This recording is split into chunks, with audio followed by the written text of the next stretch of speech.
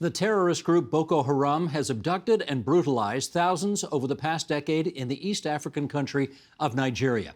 That includes more than 1,000 girls kidnapped from their schools and forced into unspeakable captivity. Canadian journalist Mellissa Fung set out to document stories of some who survived and the bravery they've shown in forging new lives. In the process, she found herself reflecting on her own harrowing story of abduction. It's all contained in her new TVO original documentary. It's called Captive, that has its world broadcast premiere later tonight. And Mellissa Fung joins us now from London, UK. It's so good to see you again. Mellissa, congratulations on the documentary. You've done it again. And just before I even get you to say hello, why don't we show a clip so everybody can see what we're talking about here, okay? If you would, Sheldon, please. Do you remember the person they married you off to?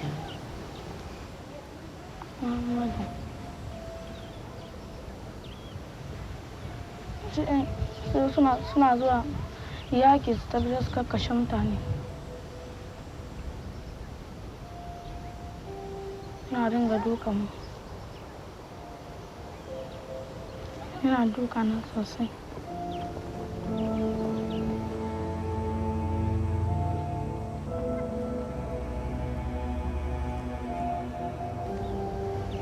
Wata rana nake zama haka ina shiru ina tunani.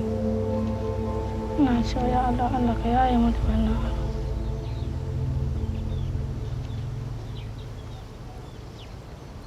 I show you this. See, this is where I was stabbed too. It's the same mark, yeah? So,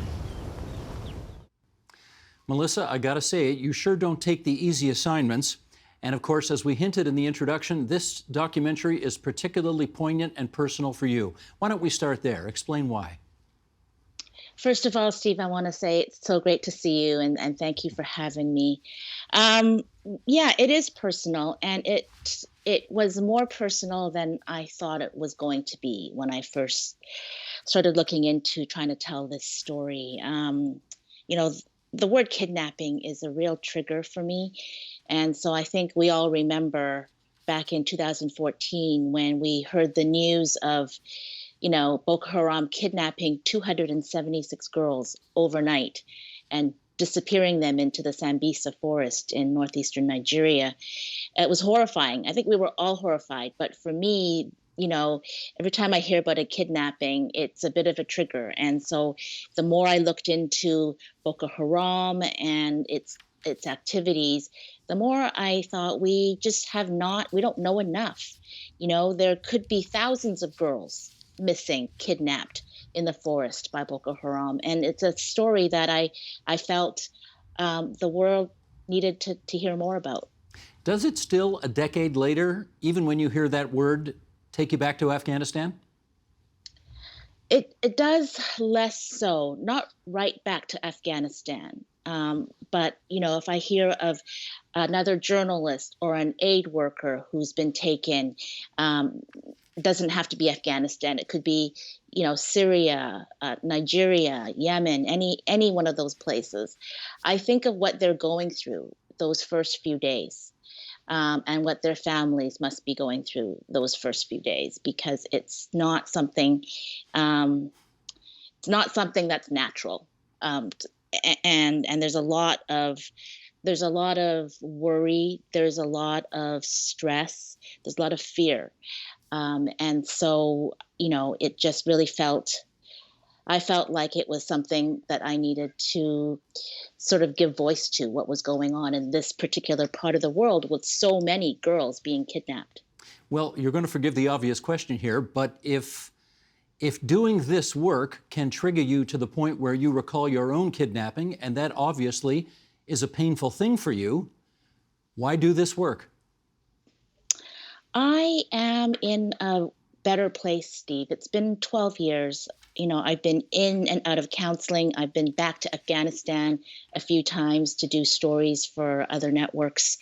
And I realized that if I don't go, right, who will? I have a unique perspective because of what happened to me. And in this case, with the girls, it was like we understood each other. There was a bond, a connection that only really happens when you have had a similar experience, a similar horrible experience. But I think the girls realized that they could trust me and that I could understand them in a way that few other journalists cannot. How do they know that you've been through that? Is that something you tell them, or do they know? I was very open about it when I first met them. The local journalist, Kabir Anwar, who I've been working with all this time, made it very clear to them, explained my background and why I was interested in making this film and interested in their stories. And so, before we even shot a frame, we spent a few hours getting to know each other. And they were very curious, and I was very open. They wanted to know what my kidnappers were like, where they kept me, what they fed me. They were very curious, and I was very honest and open. Well, that bond clearly paid off because, I mean, the conversations that you have managed to have during the course of this documentary are, well, they're extraordinary. And we learn a great deal about a part of the world that we don't know much about. So kudos to you for doing this work. I do want to revert back to that first clip that we saw off the top of our conversation, where they talk about being forced into marriage or married off or that kind of thing. And the word marriage is used, and there's really nothing, this is not normal. This is not a normal marriage. Why the importance of using that word? That clip that you used, that was of Asmau, and she was only 12 years old when she was taken into the forest and married off. And what married means is, it's basically what Boko Haram does to these girls is take them into the forest. They use them as trophies for their fighters, wives for their soldiers. And they, even as suicide bombers, they'll send them back into their villages. But that word marriage means basically that they're enslaved to these men, these soldiers. When you're 12 years old, obviously that means rape, sexual violence. And that's something that, we don't discuss explicitly in the film because it's still so raw for the girls. But it is understood that, this is what's happening. Girls as young as 12 years old, you just can't, there's no marriage in that case. It's a forced marriage, and that means violence. I think this first came to a lot of people's attention when Michelle Obama brought it to the world's attention. Again, we're going back to 2014 here. 276 girls kidnapped at the time. How many of that group has since returned home? I think the government did negotiate for the release of over 100 girls. And they, the government took them into the released girls into their custody, let them go back to school as a group, gave them counseling. And there have been many other documentaries and stories done about that group of girls. There are still more than 100 girls from that group missing. But what I wanted to do was make a point that, my girls are not part of that group, that Chibok group that Michelle Obama was saying bring back. My girls are some of the thousands who are taken every day, and it's still happening. I just reports last week that Boko Haram overran a village and took captives back into the forest with them. And so I wanted to give these girls a voice. They didn't get the international attention that the Chibok girls got, but they're suffering the exact same trauma. And when these girls are kidnapped, can you give us some sense of whether they literally disappear without a trace, or whether any communication happens between them and their families, or what do we know of their circumstances once they're gone? Once they're in the forest, really there's no communication between them or anybody in their family or their community. Asmau, who we saw in the clip, she still has a sister missing in the forest, and it's been more than 7 years now, and there's been no word of her. And her mother talks about that later in the film, just the pain of knowing that you have a daughter out there. Maybe is she still alive? They don't know. How satisfied are you with what the Nigerian government is either doing or not doing to secure the release of these girls? Um, they keep saying that they're winning the war against Boko Haram. And I get Google bulletins about any news that comes out of that part of the world. And, they said that they killed 18 militants yesterday.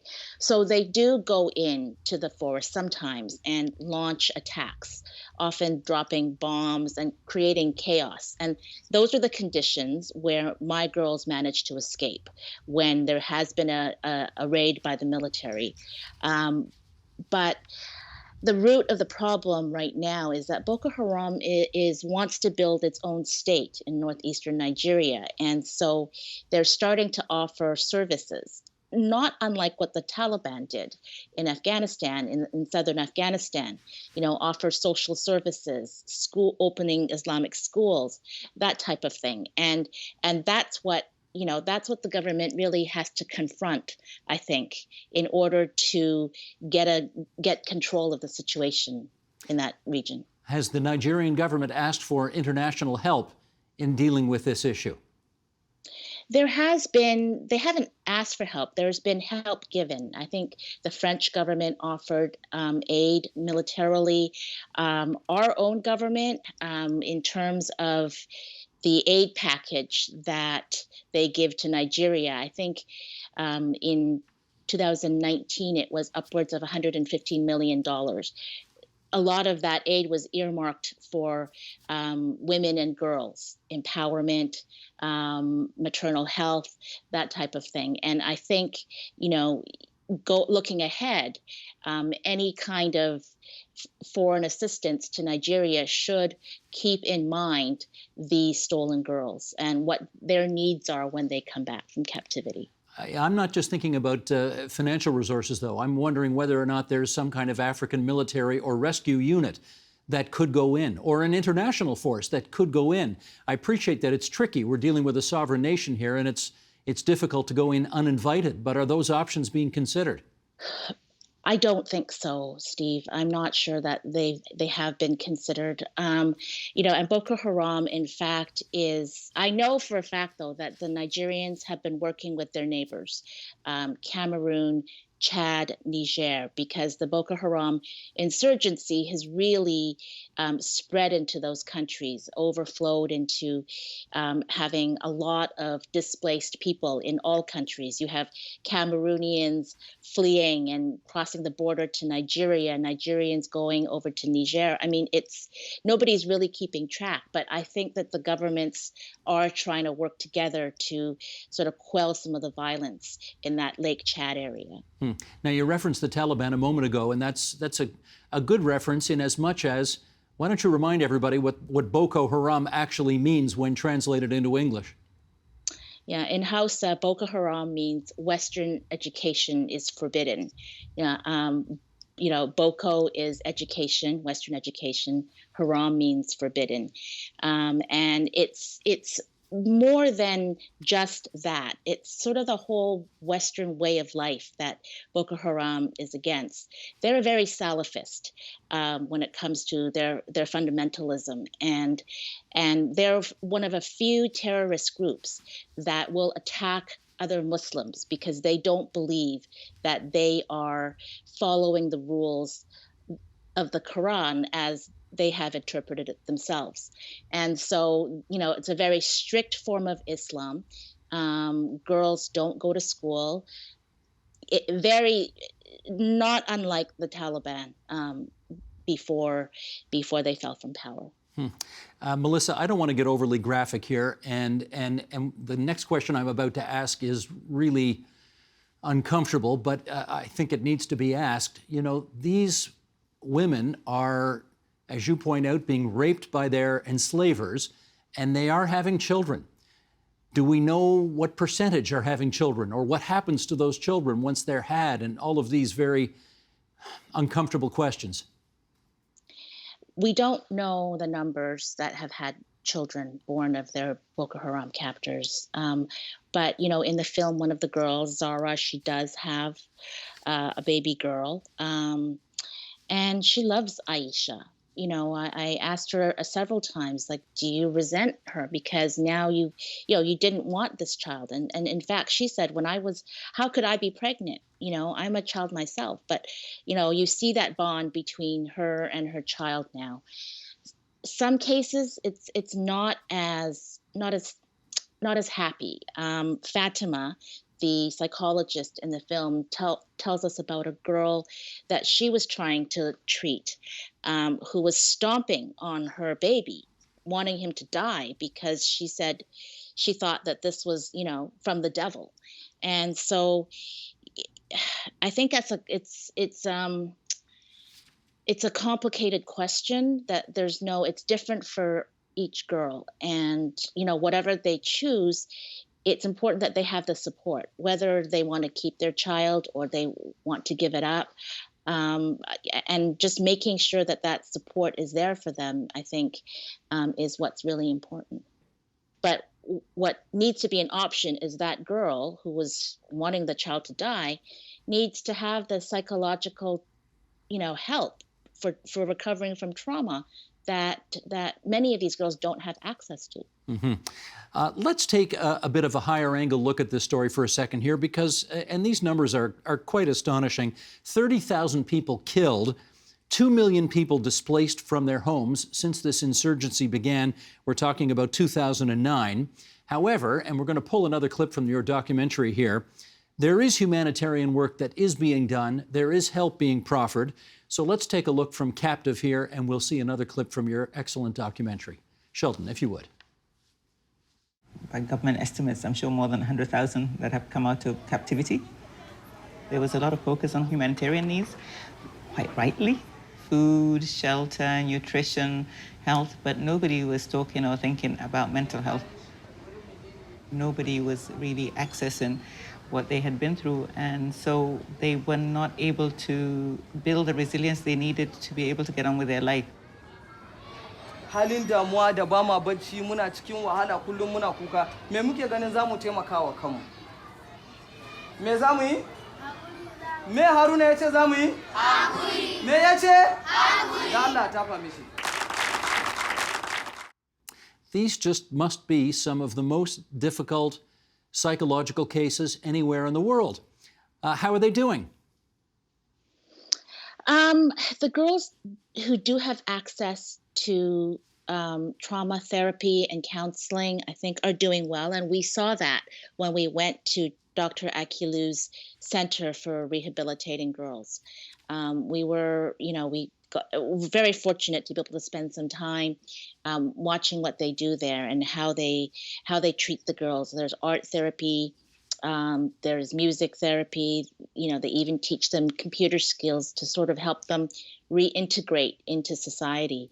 The problem is that only 100 girls can attend that school at a time because of the ratio of staff and counselors to girls, and there's just not enough resources in that area to really begin to even treat all the girls and women who've come back to be able to make a difference. I mean, Fatima does such an amazing job.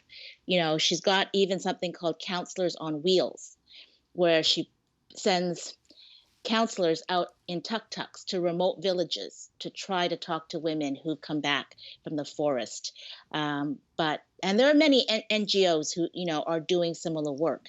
But in a part of the world, Steve, where, most people are having trouble putting food on the table, keeping their families safe, mental health is really a luxury, and it's not something that is first of mind for these survivors. But if they're fortunate enough to get that therapy, what are their chances thereafter of leading whatever a normal life under those circumstances, however you want to define that? I think that remains to be seen. I think we still are not sure. We're very hopeful. Dr. Akilu says she also runs a program for former Boko Haram fighters who are ready to come out of the forest and reconcile themselves. And there was an imam she was telling me about, who we didn't get to meet.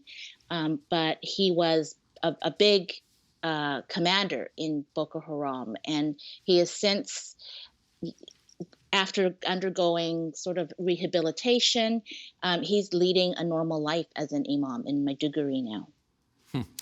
Mellissa, I'm curious about your documentary filmmaking skills when the project is over.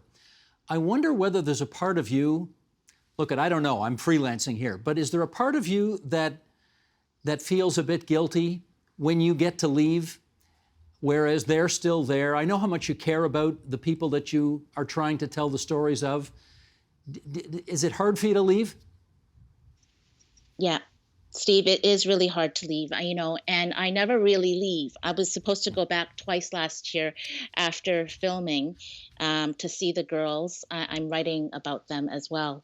But of course, the pandemic happened, and I never got to go. But the girls in the film, after you see the end of the film, after I leave them, we didn't leave them.